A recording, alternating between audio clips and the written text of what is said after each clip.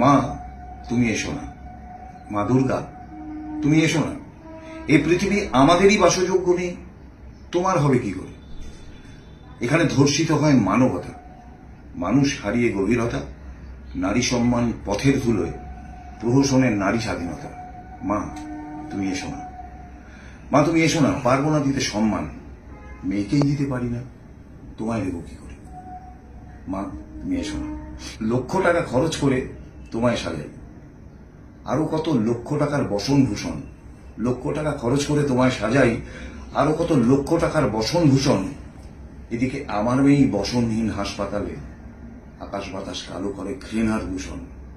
মা তুমি এসো না, মা তুমি এসো না। এই বিচারবিহীন পৃথিবীতে তুমি এসোই না।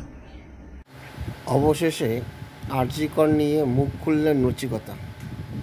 নচিকতা তার ছন্দের মাধ্যমে আরজি করের ঘটনার প্রতিবাদ এবং আন্দোলনকারীদের সমর্থনের মাধ্যমে মানবতাবাদের জয়গান গাইলেন।